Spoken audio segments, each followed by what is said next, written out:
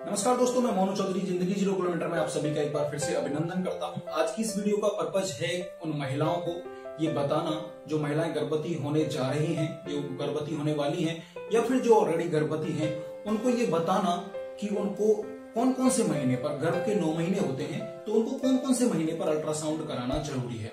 तो इस वीडियो में मैं आगे बताऊंगा। मैं उन महिलाओं को 3 टेस्ट रिकमेंड करता हूं जो गर्भवती होने वाली हैं, उनको जो गर्भवती हैं उनको 3 बार, कम से कम 9 महीने में 3 बार अल्ट्रासाउंड तो करा लेना चाहिए। कब कराना चाहिए और क्यों कराना चाहिए, सबसे मोस्ट इंपोर्टेंट बात है कि क्यों कराना चाहिए।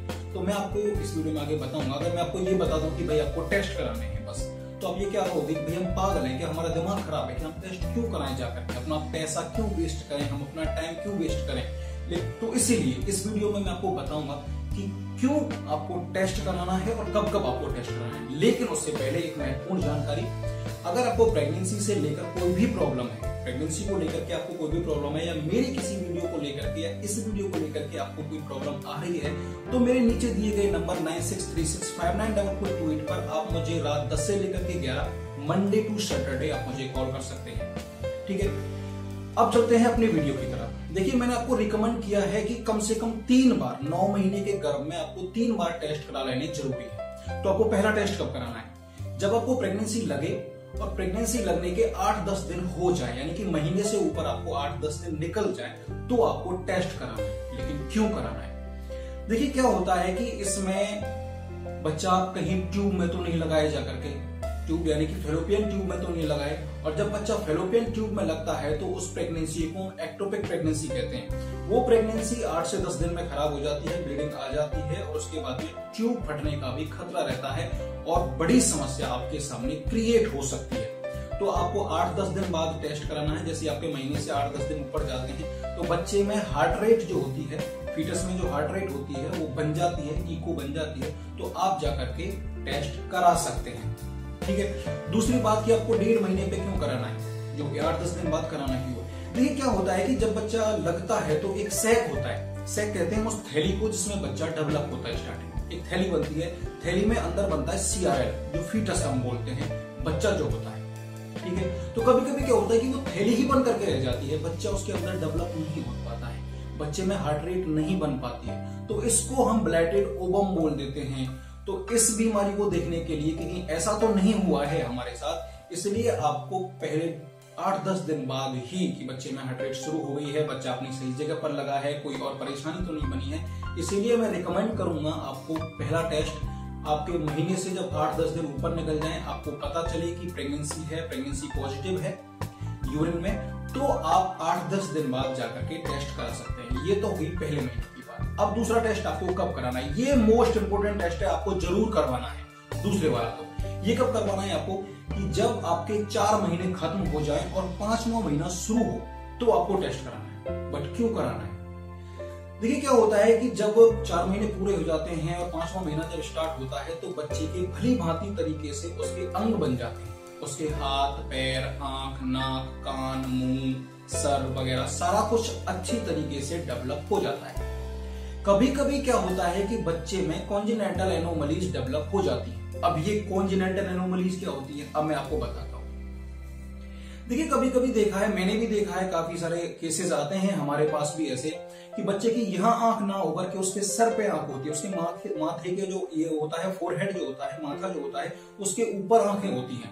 तो इस चीज को डिटेक्ट करने के लिए सोनोग्राफी करानी आवश्यक है कि कहीं बच्चे को इस बीमारी को एनेंसेफेली बोलते हैं, उसके सर में पानी पड़ जाता है, तो इसको कॉन्जेनिटल एनोमलीज बोला जाता है। इन बीमारियों को जो बच्चे में अपंगता, विकलांगता, जो अपंग बच्चे पैदा होते हैं, विकलांग बच्चे पैदा होते हैं, वो कॉन्जेनिटल एनोमलीज के कारण ही होते हैं, जिनकी जांच टाइम पर नहीं कराई जाती है। ठीक है, अब अगर आप जांच करा लोगे तो आपको होना जाना तो कुछ नहीं है, लेकिन आप उसका अबॉर्शन करवा सकते हो। ऐसे बच्चे इस दुनिया में आते हैं, आते ही दुनिया को अलविदा कह के चले जाते हैं, उनकी उम्र बिल्कुल भी नहीं होती है, सिर्फ वो जब तक माँ के गर्भ के अंदर हैं तब तक ही जीवित रहते हैं।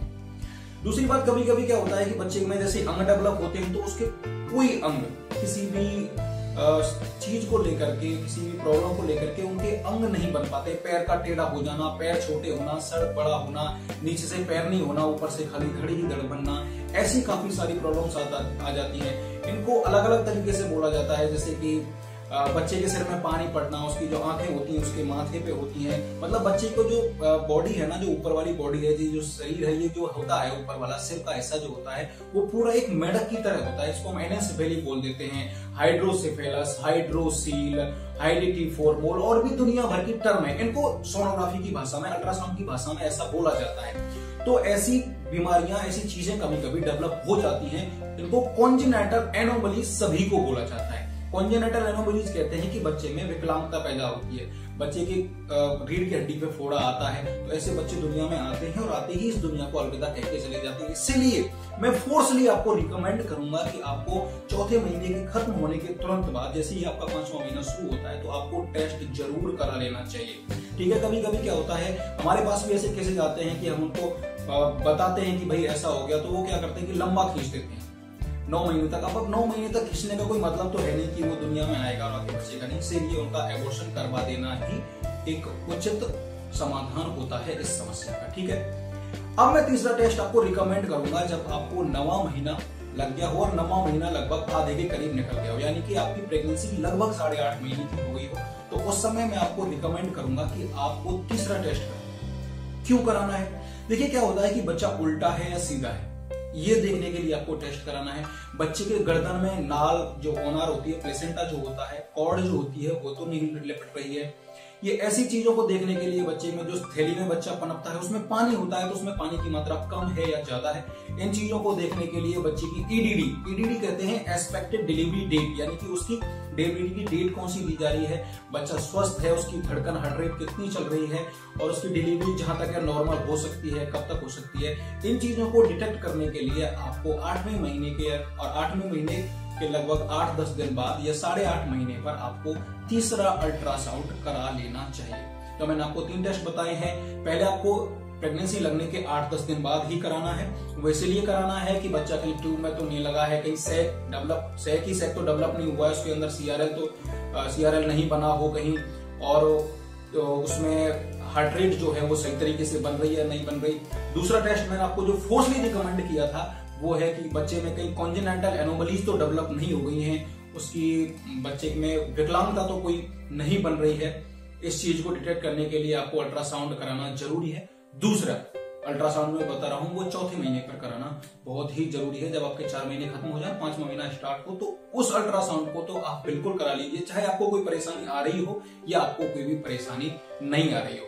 तीसरा टेस्ट है आपको 8.5 महीने पर, जो आपका 9वां महीना शुरू होता है उसके 8-10 दिन बाद या 8.5 महीने पर करा लेना चाहिए कि बच्चा सीधा है उल्टा है, उसकी स्थिति देखने के लिए पानी कितना है, बच्चे की हार्ट रेट सही चल रही है, उसकी डिलीवरी डेट कितनी आ रही है, बच्चे का वजन कितना आ रहा है, डिलीवरी नॉर्मल हो जाएगी या नहीं होगी, इन चीजों को डिटेक्ट करने के लिए आपको 9वें महीने में टेस्ट करा लेना चाहिए। तो मैंने आपको 3 टेस्ट रिकमेंड किए हैं। अगर बीच में आपको कोई भी प्रॉब्लम आती है तो आप डॉक्टर से जाकर के सलाह ले सकते हैं और आपको बीच में भी टेस्ट कराने की आवश्यकता कभी भी पड़ सकती है। भगवान ना करे आपको बीच में कराने की आवश्यकता पड़े, लेकिन 3 टेस्ट तो आपको जरूर ही कराने हैं। ठीक है, तो उम्मीद करता हूं कि आपको ये वीडियो समझ में आ गई होगी। अगर आपको फिर भी इस वीडियो को लेकर के कोई प्रॉब्लम है, प्रेगनेंसी से रिलेटेड कोई प्रॉब्लम है, तो मैं फिर एक बार कह रहा हूं आपको कि मेरे नीचे दिए गए नंबर 9636594428 पर रात 10 से लेकर के 11 आप मुझे कॉल कर सकते हैं, लेकिन मंडे टू सैटरडे। ठीक है, तो आज की इस वीडियो का समापन मैं यहीं पे करता हूँ। उम्मीद करता हूँ कि वीडियो समझ में आई होगी। अगर आपको वीडियो पसंद आई हो तो प्लीज चैनल को सब्सक्राइब कर देना, वीडियो को लाइक कर देना और अपने दोस्तों के साथ शेयर कर देना। मैं मिलता हूं एक नए इंटरेस्टिंग टॉपिक के साथ में किसी नई दूसरी वीडियो में। तब तक के लिए टाटा, गुड बाय एंड जय हिंद।